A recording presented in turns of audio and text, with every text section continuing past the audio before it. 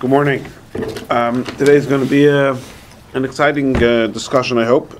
A lot of logic up and back, Pilpul, Svaras, and I think it's very interesting. Once upon a time, a woman gives birth to a baby boy on a Friday. And come the next Friday, it's time for the bris. And as often happens, at least in America, the male comes a few days before and says, I'm not sure, I'll come the day of and we'll see if the baby's ready for the bris. And indeed, the male comes Friday morning, he looks at the baby, Billy Rubens are high, the baby's quite yellow, he says, I'm not comfortable doing this today, we'll push off the bris. Okay. Now, the parents of this baby, they really want to have the bris on time. It's a special. It's interesting. I think in Chabad it's not considered such a just whatever Hashem has in mind. But in certainly in many other communities it's considered a big thing to do whatever you can to have the bris bismanai.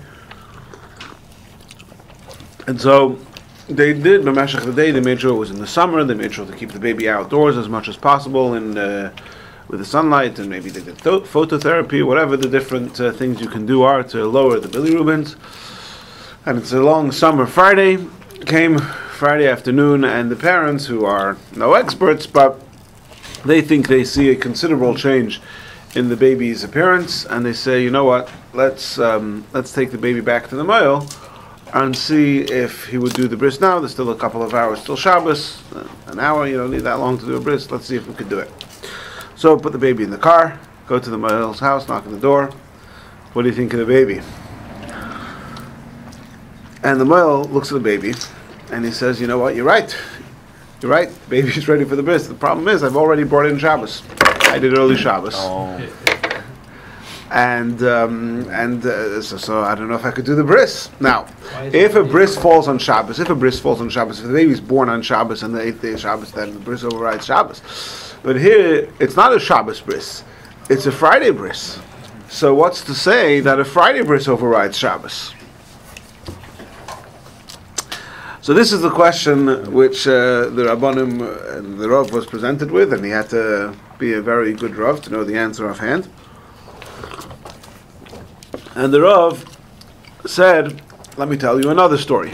Once upon a time, there was a community. And this story is a story brought by the Taz, one of the primary commentaries to the Shulchan Aruch, in Hilchos Rosh Hashanah, in Orach Chaim Siman Tov Reish, chapter 600. And the Taz brings this story. There was a community, small community, they had a shofar for Rosh Hashanah. And on Erev Rosh Hashanah, there was a burglary or some sort of, anti-Semitic event. And the robbers pillage, they took lots of stuff, and they took the shofar. So now this community, they have no shofar. So they sent a representative of the community to go to a nearby town. I get he doesn't say this, but I would assume that the other town was within the Tchum Shabbos or within the Erev Tchum, and he was able to get there somehow on Yom Tif, because he would not be allowed to leave the Tchum to get a shofar. Anyway, so they send this guy to get the shofar, and some emergency comes up, and the shliach who had gone to procure a shofar from the next town over was delayed. So they didn't have a shofar on the first day of Rosh Hashanah. On the second day of Rosh Hashanah, they also didn't have a shofar, and obviously there's no communication, they have no idea what's happening to the shliach. No shofar. Rosh Hashanah that year was on Thursday and Friday, as it often is. Friday evening, second day of Rosh Hashanah, they come to shul, they daven, it's Shabbos, they do early Shabbos, as was the standard practice in many, if not most, communities in Europe. And after they finished davening, they come out of shul, and suddenly running, huffing, catching his breath, the shliach, whatever the emergency was, he managed to make it back with the shofar. And here, scientifically, it's Friday, the sun is still above the horizon, it's before sunset on Friday, it's still Rosh Hashanah, but the community have already brought in Shabbos. So, can we blow shofar for Rosh Hashanah when it's already Shabbos for us? Well, there the question, right, really is, can they get the mitzvah, right? That's the question. It's not the derabbanan of not blowing shofar on a Shabbos. It's also also Rosh Hashanah, right? It's really the former. I'm not sure if I understand what you're saying. I think one difference between the two stories you're pointing out is that doing a bris is biblically forbidden. That's what I'm saying. Now, it may override Shabbos, it may not. That's what we have to discuss. But the shaila is a shaila of biblical nature. If it's forbidden to do the bris, then doing the bris would be a biblical violation. Whereas blowing shofar on Rosh Hashanah is not a biblical prohibition, it's only a rabbinic prohibition. Is that what you're saying? Blowing on Rosh Hashanah, that falls out on Shabbos. Yeah. This is not a case where it fell on Shabbos. So I'm assuming that's not the concern. That the bigger concern is now that they're Makabel Shabbos, they can't be Yotzei even if he would blow it. Because they're already in the Shabbos. So very good. So Ari's pointing out that there's really two differences between the two questions. The first question of the bris, the question is, number one, it's a biblical prohibition to cause a wound or anything like that on Shabbos is a biblical prohibition. Whereas the shofar is a rabbinic prohibition. That's number one. Number two, the question is, does it count? In other words, you may determine, look, do the bris. In other words, if a person does the bris, then whether or not he violated Shabbos, you can make the argument, at the end of the day, the kid is circumcised, he's fulfilled the mitzvah of Milah. That's questionable, but let's just accept that. Whereas by shofar, the question is, you've now made it Shabbos, so now it's no longer, even though scientifically it's still Rosh Hashanah, halachically, it's Shabbos. So, even if you blow the shofar, you haven't even done a mitzvah, because it's not Rosh Hashanah anymore. This question actually is related to a similar question that comes up anytime you have early Shabbos conflicting, for example, if Shmini Atzeres falls on Shabbos. And let's just talk about a case in Eretz Yisrael where we don't sit in the sukkah in Shmini Atzeres in Eretz Yisrael, where there's one day Yom Tov. So if a person does Shmini Atzeres early, so scientifically it's still sukkahs, halachically sukkahs is finished, does he eat in the sukkah or not? Right? So that's another thing that Ari's pointing out, that the question of blowing the shofar on Friday afternoon after you've already brought in Shabbos has two factors. One factor is that the prohibition is merely a rabbinic prohibition. But on the flip side, the question is more fundamental. Does blowing shofar accomplish anything? Like, it's not Rosh Hashanah anymore, so it's like blowing shofar on Pesach.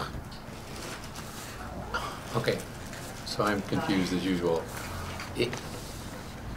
I'll ask about the shofar blowing first. Isn't it a mitzvah to hear the shofar? So if it's Shabbos for the person blowing it, no, Shabbos for the person not blowing it. Well, it's the whole. Well, in that case, the community had already accepted Shabbos, and there the halacha is, so the halacha is that an individual can choose to accept Shabbos early, but if you're in a community where the whole community accepts Shabbos early, so then everybody is, quote unquote, by force, part of that community. I mean, even if you personally don't daven Ma'ariv but don't accept Shabbos, it doesn't matter. If the community locally accepts Shabbos early, You'll be accepted. yeah, and this is actually very relevant Lamaisa, because Chabad have try very much to do Ma'ariv. There's no objection to taking in Shabbos early, but we don't daven Ma'ariv early. Okay. Now, in many cities in Europe, it's common that all the shuls in town daven Ma'ariv early, right? So, for example, I used to live in Edgware. In Edgware, there's certainly times in the summer where all the local shuls do early Shabbos. So even if I personally want to wait and daven Ma'ariv and make Kiddush later, I can do so, but I have to bring in Shabbos early, because everybody within walking distance does. Yes? so in this case, bringing Shabbos in early ends Rosh Hashanah early. Right, well that's the question, does it? So Okay. if we've ended Rosh Hashanah, now it's too late for shofar. Okay, and then the question for the bris, for the baby, it's still Friday, right? And for that family, but for the Moel, it's Shabbos. So what's the problem? Well, the Moel is the one who's going to be making the wound, violating Shabbos, and if it's Shabbos for him... Oh, okay. So that's my other question. And then I'll just refer reflect my lack of knowledge. If a baby is born on Shabbos, is there a bris the next Shabbos? Yes. Shabbos does override bris, but the question is, a Shabbos violates a bris. Bris overrides Shabbos when Shabbos and the bris intrinsically coincide. When it's the 8th day. Right. Here, Shabbos and the bris don't intrinsically coincide. The Moel has artificially created a Shabbos that coincides with the bris. So You could, in theory, make the argument that it should be the same, but we need evidence. We need evidence. We need evidence. We don't know. Okay, so the Taz, we're going to be. So the Taz says like this. He says, first of all,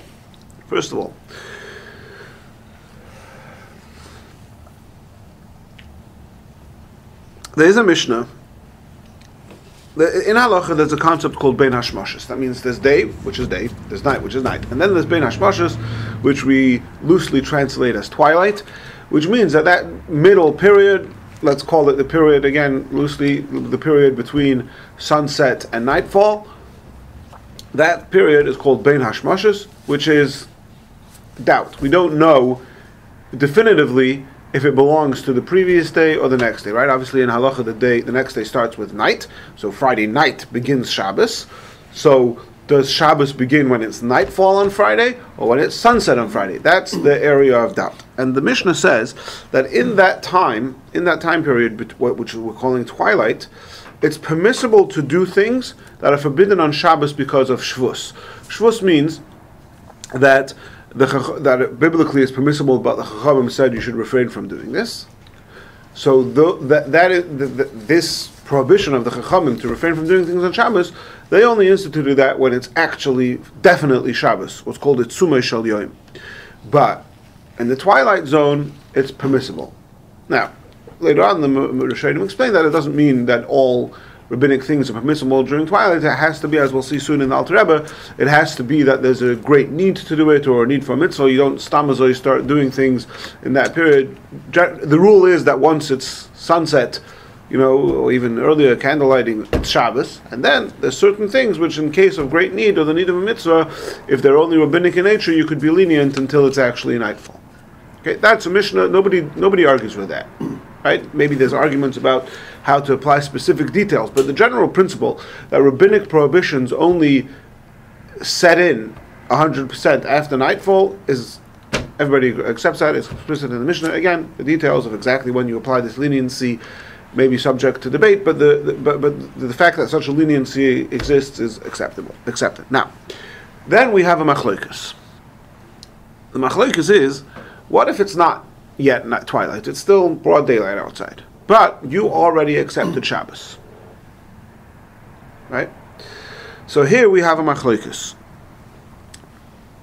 Rabbeinu Yoel, who's one of the Rishonim, Rabbeinu Yoel, he says there's no difference between accepting Shabbos and twilight. In fact, it's what he calls a kal v'chomer. If when it's twilight and it might already be Shabbos, nevertheless, because it's not definitely Shabbos, the Chachamim said you could still do those things which are mishum shvus. So certainly when it's still daylight outside. Who says this? Rabbeinu Yoel. One second. I just want to know who that is. Yeah. But certainly when it's still daylight outside, and it's certainly not Shabbos, it's just that you've personally accepted Shabbos on yourself, then certainly the rabbinic prohibitions don't apply. And so Rabbeinu Yoel rules that all these rabbinic prohibitions that are permissible at the twilight zone are also permissible once you've already... No, Twilight Zone is a little... Everybody that's familiar with the very popular television show that called The Twilight Zone. Every time you say it, I noticed the smirks and I had to join. Okay. Twilight time. I thank Hashem that I'm not familiar with this. Okay. But we're all thinking the same thing, right? Just the Great Britain guy. All right. So you have to keep this age appropriate. You notice they're all like, you saw the little smirk on our face. You say Gilligan's Island. Am I missing something's going on here? All right. Okay. All right. So now, so this is the opinion of Rabbeinu Yoel. And Rabbeinu Yoel, of course, as you can imagine, he has proofs from various Gemaras to back up his opinion, but that is his opinion. And then However, there are other Rishonim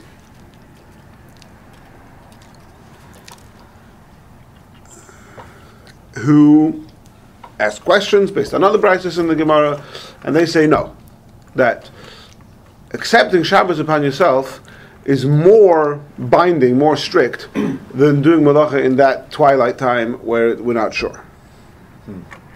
And the Taz finishes off this part of the Taz. He finishes off, "Ve'eni kedai lachriya." I am not worthy to be machriya. How do you say, to be the decider of this argument?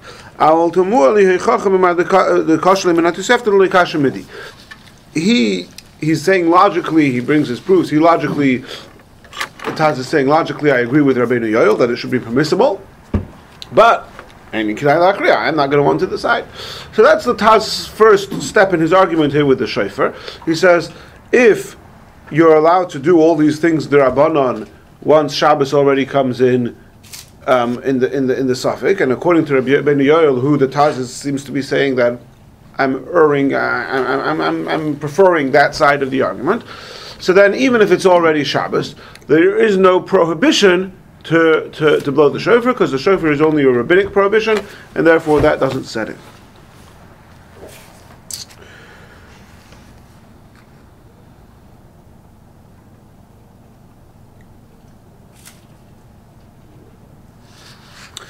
Now, as we'll see soon, this part of the Taz's argument is rejected by many poskim, including, we'll see soon, the Alter Rebbe. But then, before we go to the Alter Rebbe, I want to continue in the Taz's argument.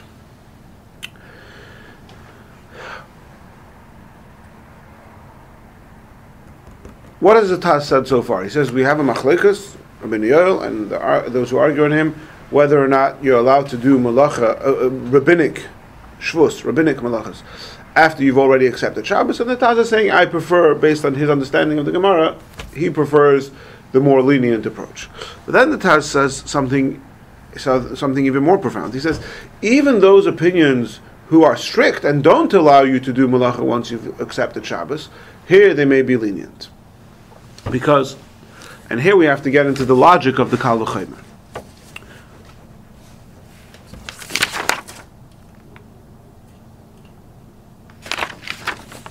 What was the Kal V'chomer? The Kal V'chomer said, there is a time when we're not sure if it's Shabbos. It's Ben Hashmoshes, twilight.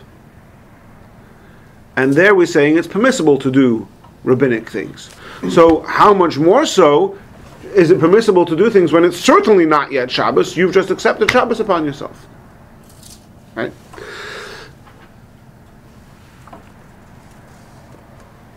Those who argued on Rabbeinu Yoel, they said no. Once you accepted Shabbos upon yourself, you accepted Shabbos completely, entirely. When it's the suffix, when it's twilight, where you didn't do anything, it's objectively speaking twilight. We don't know what day it is, so we could say, okay, we don't know yet for sure if it's Shabbos. So the Chacham said, we're not yet imposing upon you to refrain from these things. But when you went ahead and proactively accepted Shabbos upon yourself, maybe that's more powerful and more binding than Bein Hashmashas. Those are the two sides of the argument. Again, Rabbeinu Yoel says, here it may already be Shabbos, yet we say these things are permissible. So here we know for sure it's not Shabbos, it's just that you personally happen to accept it upon yourself, so certainly it's permissible. Those who argue on Rabbeinu Yoel says, no, here it's not yet certainly Shabbos, so the Chachamim said, okay, we're not going to impose on you these prohibitions. But here where you, of your own volition, chose to accept Shabbos upon yourself, once you accept Shabbos, you accept it for all intent and purposes, even for rabbinic prohibitions. Says the Taz, that's all if you're talking about things that are subject to their own volition. If you're talking about voluntary things. But here you have a mitzvah, you have an obligation to hear shofar. You don't have the right and the capacity to voluntarily choose to close the door on Rosh Hashanah and become Shabbos, when it's still incumbent upon you to do the mitzvah of Rosh Hashanah. So the Taz is making the argument that even those opinions, the Talmidei Rabbeinu Yoel, who argue on him in the general case, where there's no obligation, it's just you want to still do something, in the case where there's an obligation, they would also agree that it's permissible. Because they're saying, why is it forbidden to do mitzvah Shavuos in that time? Because you went ahead of your own volition and chose to impose Shabbos upon yourself early. Okay, that's if it's voluntary things. You can choose to you can choose to do so. Can I ask a question? Just one moment. But when it comes to an obligation, you have a chiyuv to hear shofar. Okay, granted, you didn't know that you were going to still get a shofar. But the fact is that vis-a-vis shofar, you have an obligation to hear the shofar. And therefore you don't have the right to accept Shabbos upon yourself early. Even unwittingly. Even unwittingly. And then he goes on, one moment, Steve, and then he draws a parallel from the halacha of Yom HaMa'unah. Halacha of Yom HaMa'unah, I'll read it to you the way, it's a Gemara, I'll read it to you the way the Alter Rebbe says it. Somebody who made a mistake on a cloudy day, and obviously this is before we have, digital clocks and everything, and he thought that it's already dark. It's very cloudy, he thought it's nighttime. And he davened Ma'ariv on Friday night. And then the clouds clear up, and he sees that the sun is still out. Says the Alter Rebbe, even though he davened Ma'ariv after Plag HaMincha, which means after the time that it's already possible to do early Shabbos, like we call it, nevertheless, because he did not intend to do early Shabbos, he thought it was already in fact Shabbos. Retroactively, we say that his davening Ma'ariv and acceptance on Shabbos is null and void, and it's completely weekday for him, and he's still allowed to drive his car and do whatever he wants, and he has to daven Ma'ariv again. Right? Under what circumstances? When he thought that he didn't have a clock, it was dark, it was cloudy, he thought it was already Shabbos. Okay. Right? That's halacha. I just read it to you from the Alter Rebbe, but it's a Gemara, it's all the Paskim, right?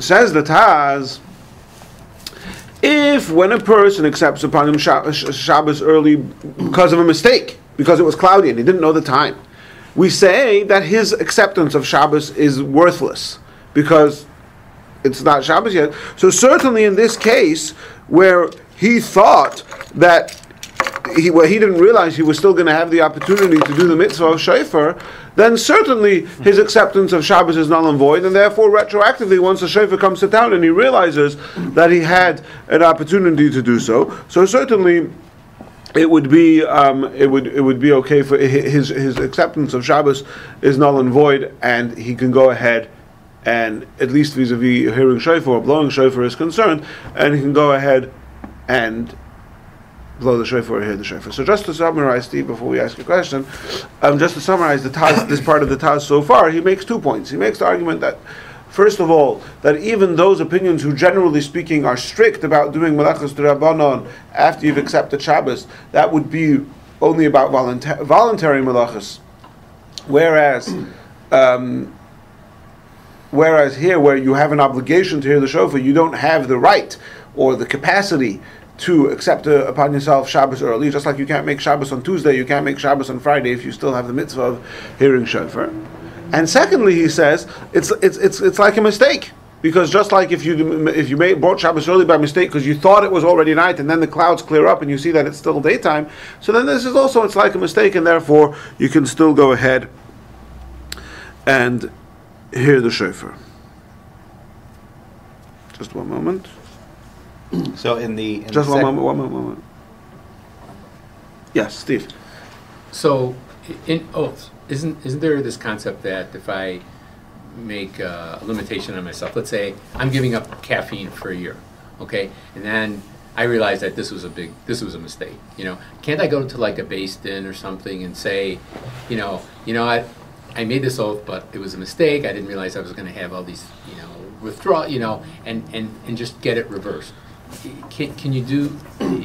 Is that a similar situation that could be applied here? I'm very happy that you asked that question. That's an extremely relevant point, and I hope we're going to get to that soon. Oh, good. Very good. That's where this is heading. But we have to go there step by step. Ari, you wanted to say something? No, I was just so in the second point that the Taz brings. In order to do Tosefes Shabbos, it has to be intentional, right? That's the halacha. Yes. Okay, and so in this case, there was intention, but the point is that there was intention with a lack of information. Correct. Okay. All right.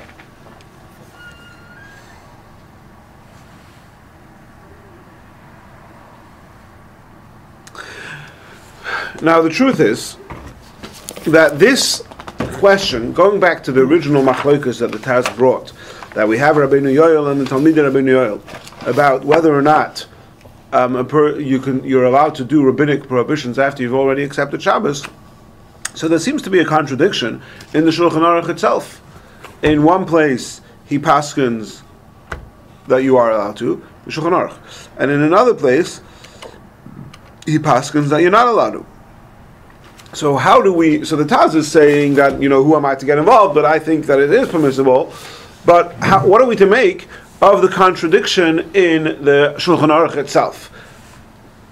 So the Alter Rebbe has a novel, a tremendous chiddush in this regard, and it's a very famous chiddush of the Alter Rebbe that is relevant l'maisa in all sorts of cases. We've mentioned it in the past, but I'll just go through it briefly. First of all, let me read to you the way the Alter Rebbe speaks about the halacha, and then we'll go into the reasoning of the Alter Rebbe, and then this will shed light on some of the discussion that we'll have in the next part of the class. So the Alter Rebbe starts off, it's in Siman Reish Mechalef, by saying that that the original din of the Mishnah, which we started off with today, that after Bein Hashmoshes, we're not talking about you accepting Shabbos, when it is in the twilight period, is permissible to do rabbinic prohibitions if it is for the sake of a mitzvah or for some other great need. And then he goes on to give some examples. Lefichach, therefore,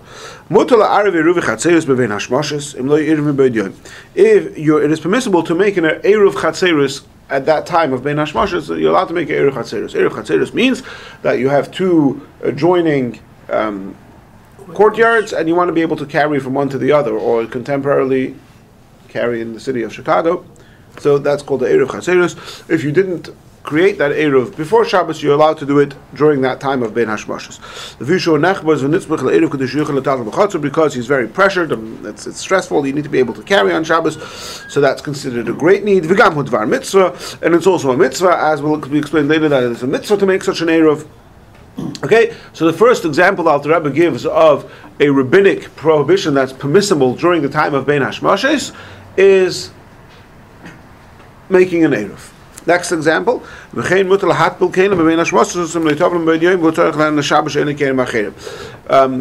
a new utensil, you have new glasses, and you want to be able to drink from them on Shabbos, or use your fork, whatever it is. You don't have other kelim to use, so you're allowed to toivel those kelim, even though you're not allowed to toivel on Shabbos. But Bein Hashmoshes, because the prohibition to toivel on kelim on Shabbos would only be a rabbinic prohibition, so again, if you don't have other utensils to use, then that's considered a great need, and you're allowed to toivel the kelim during that period. Okay, he gives a few more examples. Hafrashas challah. What if it's Shabbos coming up? I forgot to be mafresh challah from the dough. Yeah, I forgot to separate challah. So, if you remember, a couple of years ago, we had this whole discussion about somebody who forgot to take challah on Erev Pesach, and it was Shabbos, and the kohen eating the challah nowadays. And if you recall that, there was 2 classes we did 2 years ago. Anyway, a year and a half ago. But anyway, the halacha is that in Chutz La'aretz, there isn't a strict requirement to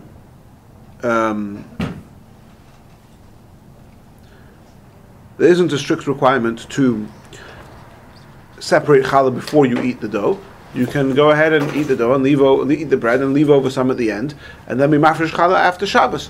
So therefore, to be mafresh challah, to separate challah before Shabbos, is not such a great need. It's not a need from it, so you can do it after Shabbos, and therefore you can't be mafresh challah during Bein Hashmoshes, even though it's only a rabbinic prohibition. Then the Alter Rebbe goes on to say that to light a yahrzeit candle, even though there's no real mitzvah involved in lighting a yahrzeit candle, but because people take that very seriously, that would be, people would feel it's really important to people to have a yahrzeit candle on the day of the yahrzeit. So if for whatever reason you didn't light the yahrzeit candle before Shabbos, you can do it during that time. And then he goes on to say, if there's a great financial loss involved, you could also do a malacha d'Rabbanan in that time. Okay, so I gave a list of examples. Depending on the time we have, or if we choose to continue this topic next week, we might go into some of these examples become relevant into real life stories that the Paskim discuss. But again, the examples Alter Rebbe gave of things that are permissible are creating an eruv, toiveling kelim, and great financial loss. One example, and a yahrzeit candle. Those four. An example of something that's forbidden is to be mafresh challah, because at least in Chutz La'aretz, because you can be mafresh challah after Shabbos in Chutz La'aretz. Wait. Then how are you able to do a yahrzeit candle? What do we mean by yahrzeit candle? Sorry, I should have said to ask a goy to light the yahrzeit candle. Sorry, I should have said that. Obviously, thank you. Obviously, lighting a yahrzeit candle would be forbidden on a biblical level, but you could ask a goy to light the candle for you. Thank you for clarifying. Would a goy have to carry the carry the utensils to the mikvah? Yeah, obviously, yes, absolutely. If unless there's Erev, right? All of this assumes that there's only rabbinic prohibitions involved. Yes. Okay. Then the Alter Rebbe has this big caveat to this whole thing. This is all if you did not yet accept Shabbos upon yourself. It's just already bein hashmashos. It's already twilight.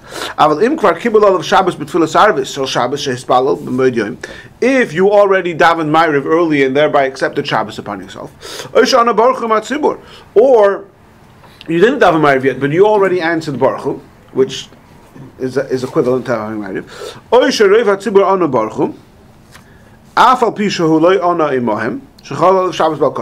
if you personally didn't answer Baruch Hu, but the whole congregation already accepted Shabbos upon themselves by saying Baruch Hu, and that perforce drags you along, as explained in Reish Lamed Gimel. So then you're not allowed to do any of these things. You're not allowed to ask you a goy, maybe, but you're not allowed to do any of the things that are Rabbanan, like Tevel and Kalim and thing, because you've already accepted Shabbos upon yourself. So here the Alter Rebbe is weighing in on this machloikas. The Taz started off with the machloikas that Rabbi Yoel says that once you've accepted Shabbos, it's permissible to do things.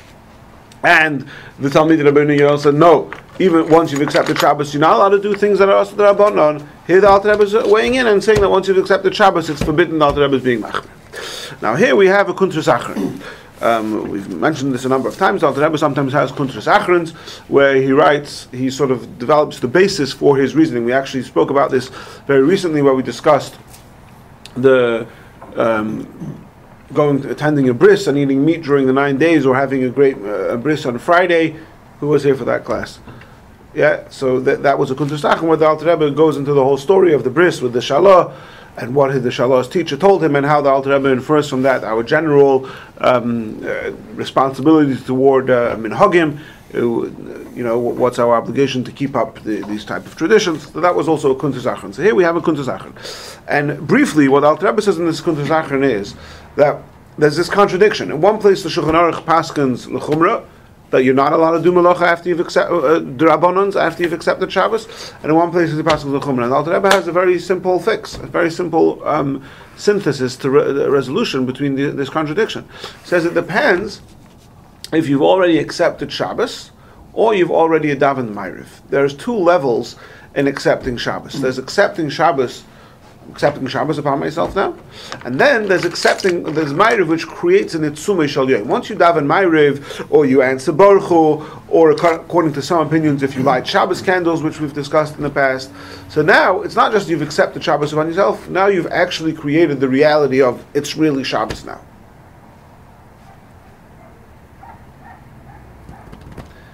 And that's how we. So in other words, if it's ben hashmashos, if you haven't accepted Shabbos upon yourself, or even if you accept the Shabbos, you say, okay, good Shabbos, I'm accepting Shabbos, but you didn't yet actually daven Ma'ariv or say Baruch Hu, so then you would be permissible to do these D'Rabbanan things. But if you've already davened Ma'ariv, then it would be forbidden. That's how the Alter Rebbe synthesizes between this apparent contradiction in the Shulchan Aruch. Now, in the context of this Kuntras Achron, the Alter Rebbe quotes our Taz. He says the Taz in chapter Tov Reish, which talks about the story of the shofar that came on Friday afternoon of Rosh Hashanah, and the Taz quotes those opinions who are lenient. So the Alter Rebbe says, first of all, the Alter Rebbe brings other places where the Taz is strict. So now we hear that in the case of the shofar, the Taz is being lenient, but the Alter Rebbe quotes other places where the Taz himself is machmir. And then he says that even the Taz himself, if you recall, when I quoted to you the Taz, I said the Taz says, "Eini kedai lahachriya." I can't get involved over here, but I think I prefer the lenient opinion. So the Alter Rebbe is basically, first of all, not accepting the leniency of the Taz, and B, he seems to be saying that the Taz himself really wasn't accepting his own leniency. He was saying it to make his argument, but as we'll see soon, the Taz has more arguments why he wants to permit them to blow shofar. But at this stage in the game, just the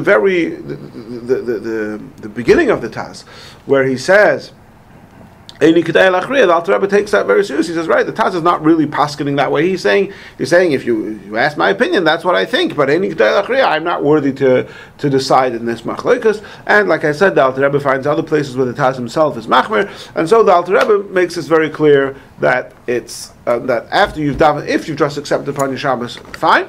But once you've davened Ma'ariv or said Baruch Hu, or the whole community has said Baruch Hu, now it would be forbidden to do anything, even rabbinic prohibitions. And so let's get back now to our story of the shofar, where we're up to so far. It would seem so far for sure that the Alter Rebbe would be machmer. I think that the Alter Rebbe would be machmer all the way through. But just to let the Taz have more of a chance to speak, the Taz does have more arguments. So just to recap, especially for some people who may have, maybe I was talking too complicated or too fast, or I don't know. But let's just recap, right? We have a story. The story is that this is Rosh Hashanah's Thursday, Friday. There's no shofar in the whole town. And on Friday evening, after they've already accepted Shabbos, the whole community has already davened Ma'ariv. But it's still light outside. The sun is still in the horizon. A shofar comes to town. Says the Taz, first of all, I prefer the opinion that's lenient, that you're allowed to do rabbinic prohibitions after you've accepted Shabbos. Secondly, even those opinions that are strict, perhaps they're strict when it comes to voluntary things, but in this case where you have an obligation to hear the shofar, you don't even have the right to accept, the capacity to accept Shabbos. Thirdly, even if you do have the capacity, it was a mistake. And it's no different than if you thought it was already night, and then the clouds cleared up and you saw it was still daytime, that your acceptance of Shabbos is null and void. So the same would apply here. Had you known you were going to get a shofar, you would never have accepted Shabbos. So this is a considered mistake. And then the Taz makes another point, and this point is going to lead to Steve's argument. So, but there's a couple of steps on the way. Says the Taz. What the Taz just said, that just like when it was cloudy, and you thought it was already night, and you davened Ma'ariv, and retroactive, and then the clouds clear up, so your acceptance of Shabbos is null and void. So to here, had you known there would be a shofar coming, you would never have accepted Shabbos, and therefore your acceptance of Shabbos is null and void. Now the Taz goes even more extreme. He says, even if you would have known there was a shofar coming, it's really going back to his second point. He's like jumping the third point and jumping back to the second point. Even had you known for sure there was a shofar coming, and you nevertheless defiantly went ahead and accepted Shabbos upon yourself, that you wouldn't have the capacity to accept Shabbos, like he just said. And then he uses the word, and here we would get into your territory. Adif mishvua. It's no better than a shvua.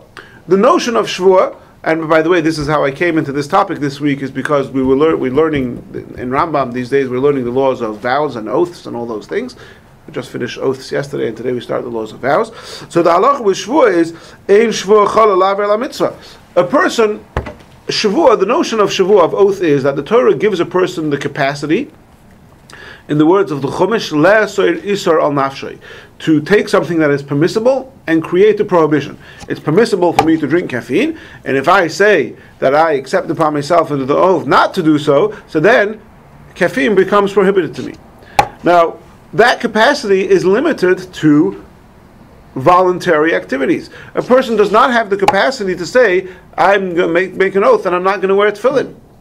Because you're obligated to wear tefillin, and your oath that you're not going to wear tefillin is worthless. Mm-hmm. Says the Taz, by the same notion, even if you knew you were going to get a shofar, and you defiantly went ahead and accepted Shabbos upon yourself, it doesn't help, because your obligation to hear shofar overrides, removes your capacity to create Shabbos early. In other words, the Taz is implicitly saying that the idea of taking upon your Shabbos, taking Shabbos in early, is comparable to an oath. Now, just like I could say, I'm not going to drink coffee, even though coffee is permissible, by the same notion I could say, I'm not going to do any work on Friday evening, even though it's still Friday, right? And that's considered Shabbos. Okay? Mm-hmm.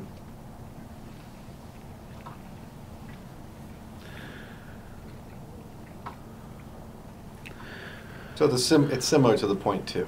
It's very similar. Yeah, it's kind of an elaboration of point 2, yes. Right. Then the Taz goes on to point 4. He says that actually it's completely irrelevant. Everything that I've written until now is all l'Rav Chedemilsa. I'm not sure how to translate l'Rav Chedemilsa, but the point is that it's elaboration. I'm just elaborating that really. But even if the truth is that even if you can accept Shabbos and your acceptance of Shabbos is valid, etc., etc., nevertheless you can still hear shofar. Why? There is a halacha in the laws of circumcision. And here, we're going back a little bit to our first story, whether we have the baby born on Friday.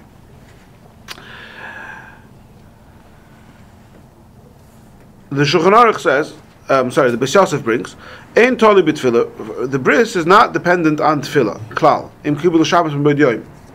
If they accept the Shabbos while it is still day, lo ilahakav v'lo ilahachmir. Both to be lenient and to be strict. In other words, whichever way it comes on. As far as Mila is concerned, Shabbos is Shabbos and Friday is Friday. It goes by the sun, not by Ma'ariv. Now, 1 second. What does that mean?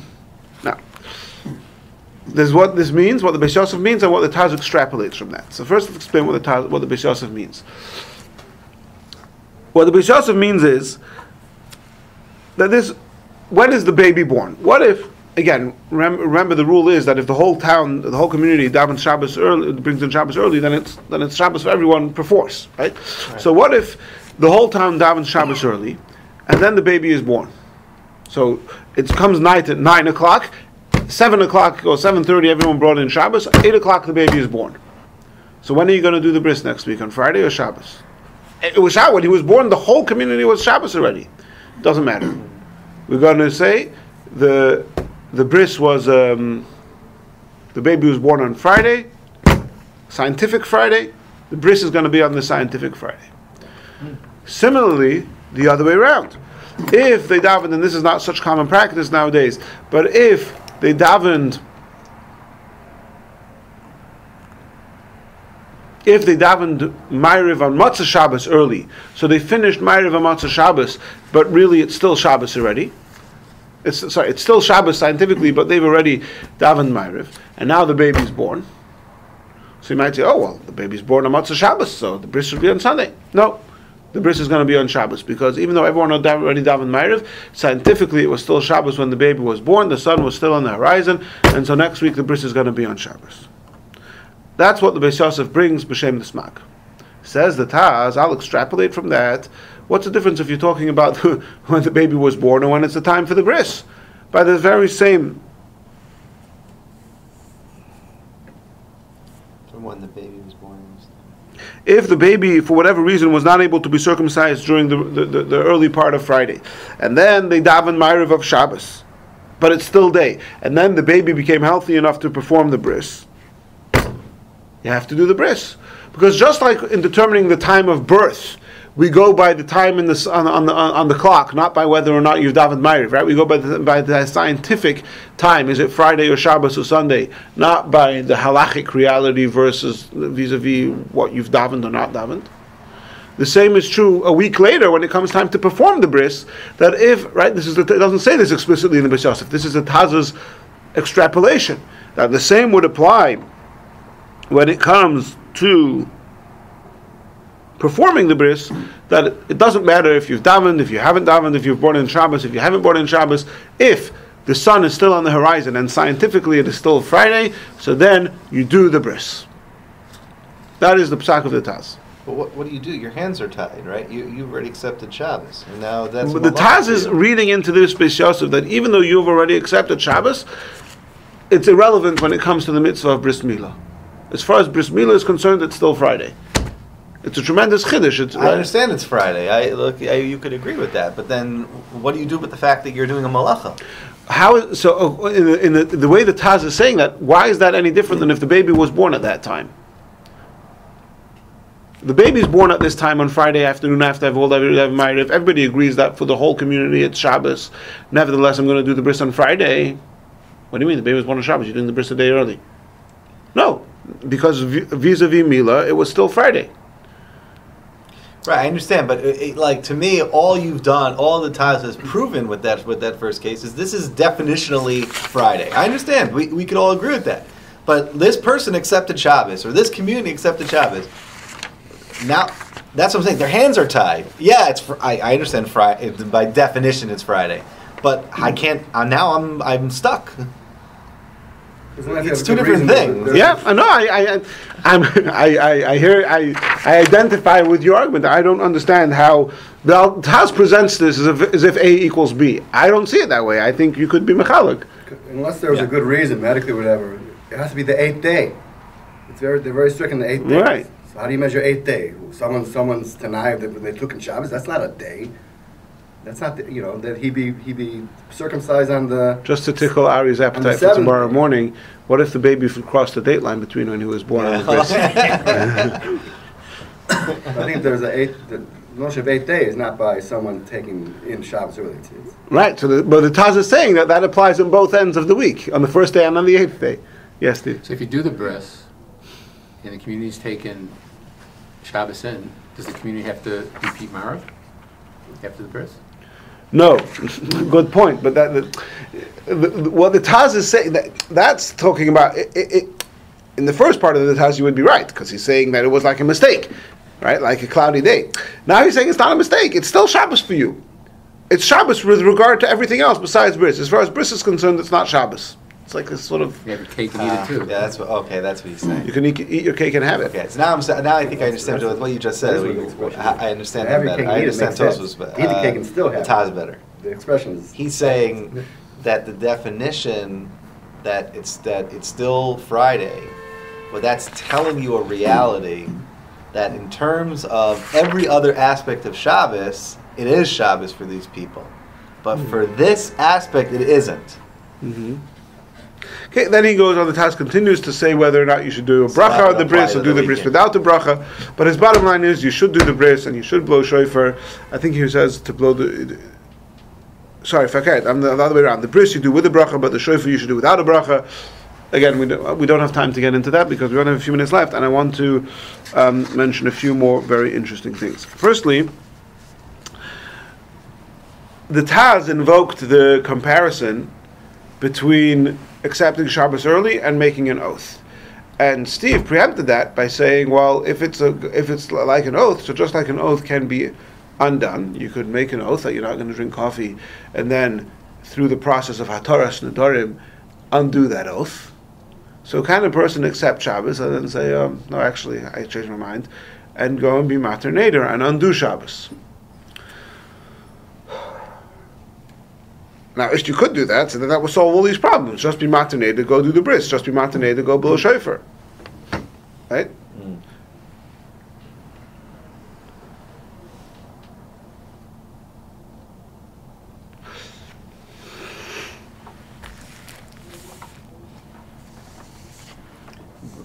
Now the levush seems to be the first Pesach who says beferish that you can do such a thing.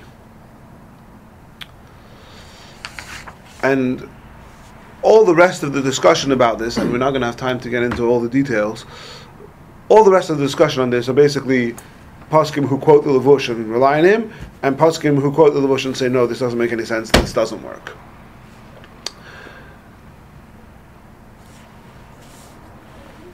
Levush's argument goes like this.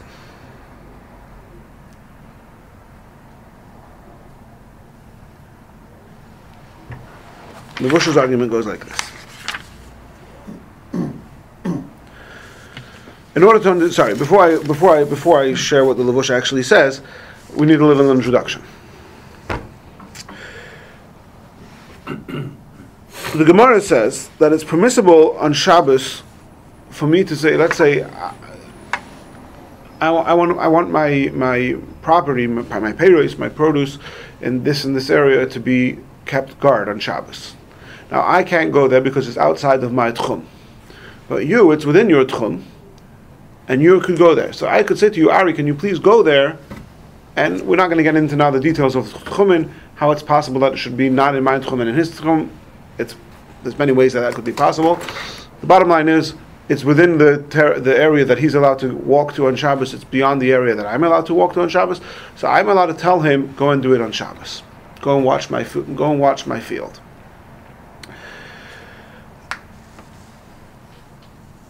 Now, Tosfos says, that's what the Gemara says. Tosfos says, from here we can deduce that if I've accepted Shabbos upon myself and you have not yet accepted Shabbos upon yourself, I can ask you to do something for me, right? I need to buy something from Jewel. It's already Shabbos for me. Steve, would you mind going to Jewel and get something for me? Because the Gemara is talking about when it's already Shabbos and it's within his area and out of my area. But says Tosfos, by the same token, if the question is whether or not it's Shabbos, for me it's Shabbos, I'm not allowed to go shopping. For you it's not Shabbos, you are allowed to go shopping, so it's fine. Says the no, the two cases are not comparable. The reason why I'm allowed to go ask Ari to go and watch my produce on Shabbos, because even though in practice it's out of my bounds, in theory I can make it be within my bounds. If there would be borganin, if there would be huts along the way, which would be a way to extend the area where I'm allowed to travel on Shabbos, I would also be allowed to go there. So because in theory there is a possibility for me to get there on Shabbos, therefore I'm allowed to ask Ari to do so. Whereas when I've accepted Shabbos and you haven't, I can't ask you to go to Jewel because there's no way that I could bring in Shabbos, that I would be allowed to go to Jewel. I've already accepted Shabbos.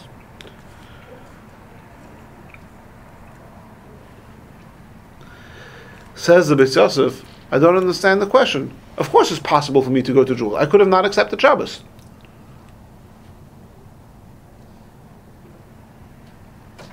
Anyone have a problem with that?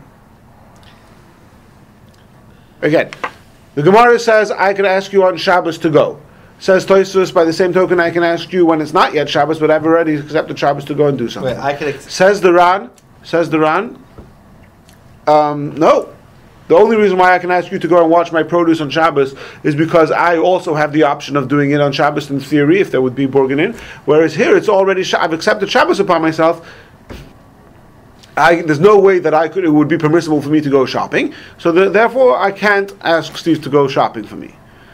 Says the Beis Yosef, no, in that case it's also possible in theory for me to go shopping, because I could have not accepted Shabbos upon myself.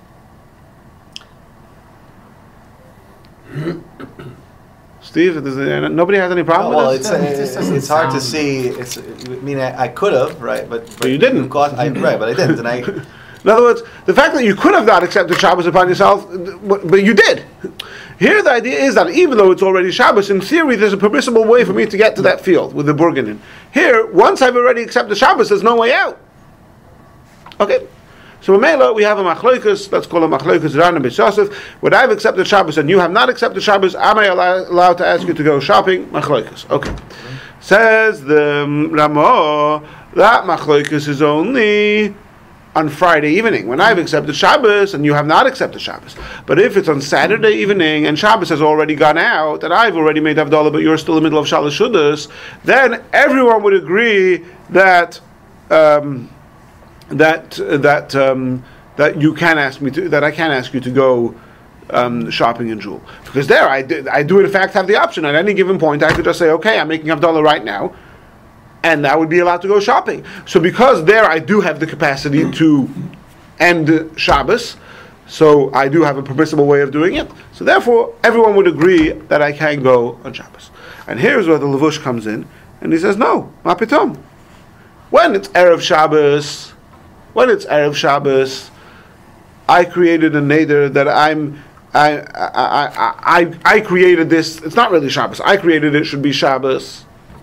So I could say, look, I created it to be Shabbos as far as I'm concerned. But as far as me not being able to ask you to go, I never intended to create that. That's not what I had in mind when I created this artificial Shabbos on Friday evening, or Friday afternoon.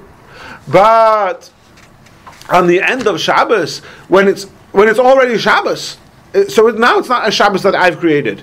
It was already Shabbos, and Shabbos did not yet finish for me. So then I would not be allowed to ask you to go to Jewel. That's what the Levush says. Now, then, I acknowledge I'm going a little bit fast, but I just want to get to his final point over here.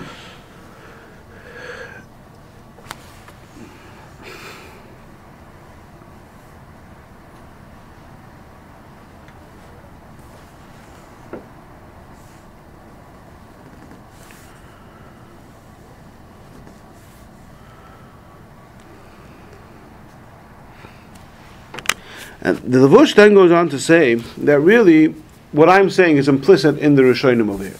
The Rashba, he brings Rashba, Tosfos says that I'm allowed to ask you to go on Erev Shabbos because it's a tchumen and that I could, in theory, get by. That's why the Rashba says, the Tosfos says, that I could also ask you on Friday to go to Jewel. You know why? Because there I could also get by. How could I get by? We said before I can't get by because I've already accepted Shabbos as an Levush. You can get by.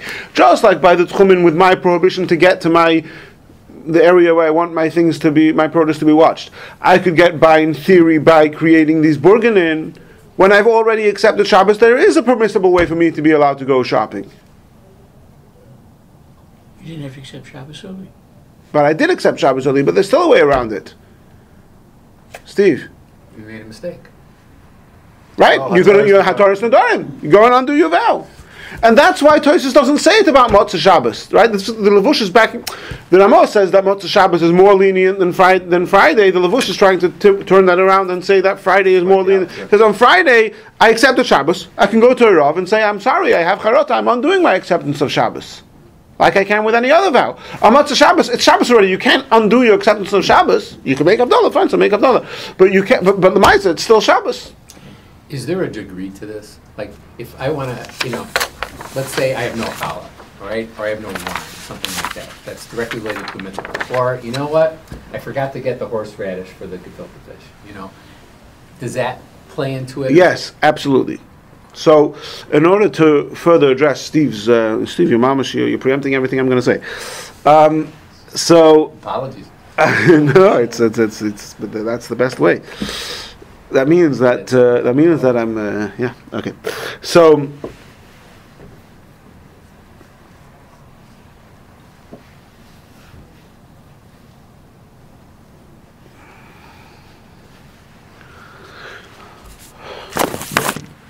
I'm going to mention two of the poskim.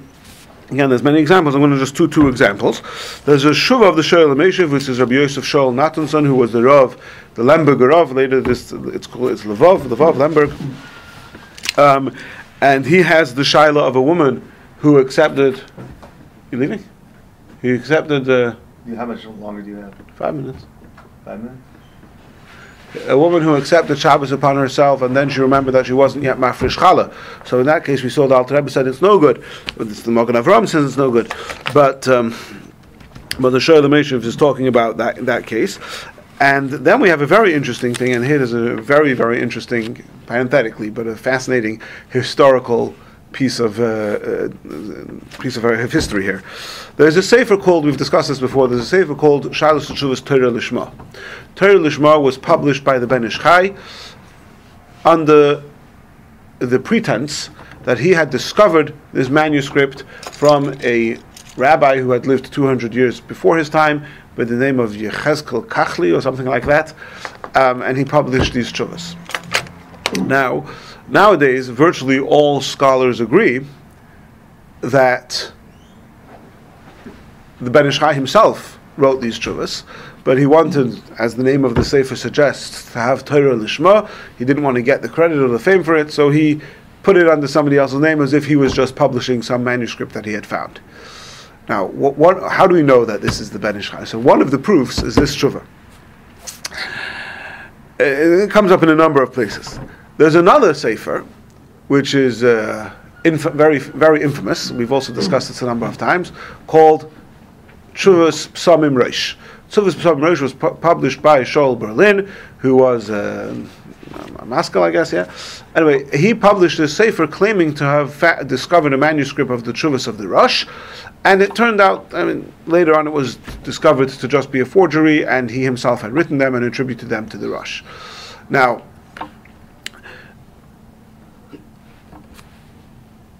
in Tshuvas Torah Lishma, he quotes Psamim Reish. Mm-hmm. But the problem is, how could the Ben Ish Chai, Ben Ish Chai had Psamim Reish, but he's attributing this sefer to Yechezkel Kachli, who lived 200 years before him.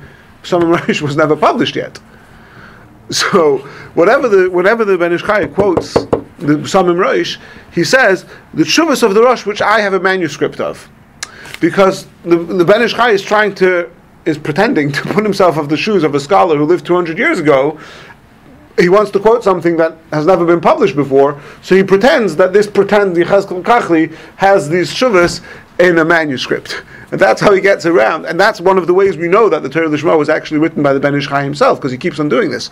He keeps on quoting Psalm Rosh and other things which were never published yet, 200 years before his time, but were already published, and he just quotes them as if this persona Yechezkel Kachli has the Yechezkel Kachli kept quoting the Psalm Rosh and other shuvas which that were never published. But I have the manuscript of it. So that's why does he attribute to Kachli? Why does Ben Ish Chai do that? So because he wanted Torah Lishma, he didn't. I think, as far as I understand, this Kachli is a fictitious figure. He just wanted to not get the attention for it. Yeah, he wasn't a forgery. He's just Okay, now. So he has the question. Remember, he has the question where a person accepted Shabbos, and then he. Okay, it's a long story, but the punchline is that he had to pay wages.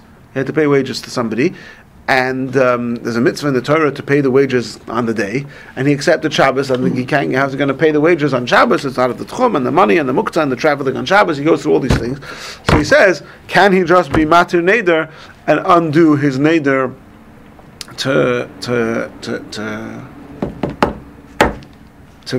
undo his acceptance of Shabbos, to go and fulfill this biblical mitzvah of paying the wages on time? And finally, we'll quote from the B'tzel HaChochma, who's a contemporary Rav, Rabbi Stern, who was in Melbourne, he was in Vienna, he was in Eretz Yisrael, and he's talking about a case where a person has an opportunity to make a lot of money by signing a contract, but he's already accepted Shabbos.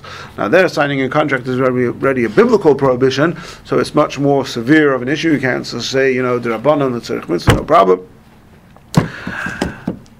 So what are we going to do with all these cases? And again, he invokes that perhaps we could rely on this lavush to undo Shabbos. In the case of the Shalom Meshiv, which I mentioned of being Mafresh Chala, even though the Magen Avraham and the Alter Rebbe say Beferish that Mafresh Chala in Chutz La'aretz doesn't help, he wants to draw a parallel from the Yartzeit Licht. Remember we said, even though Yartzeit Licht is not a mitzvah, but because people consider it very important, he says, the Maisa nowadays, women consider it very important to be Mafresh Chala before the fact, so he wants to use that. Anyway, all of these cases make a very important point which addresses what Steve was just saying. They say, first of all, why are you not allowed to release a vow on Shabbos? Because I skipped a step. There's two problems here. One is, does Hataras Nedarim help for accepting Shabbos? And even if it does, but you're not allowed to do Hataras Nedarim on Shabbos unless it's for the sake of Shabbos. So there's a lot to go around over here. But the point is, they say, first of all, if you find 3 people who have not yet accepted Shabbos, it's not a problem for me to be matir my neder. It's a problem for the rabbis to be matir the neder.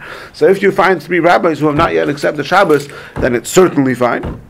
But, and here Steve asks, where do you draw the line? What if it's not convenient for me because I want my chreid for my gefilte fish? So there we say no, that you could only be matir a neder.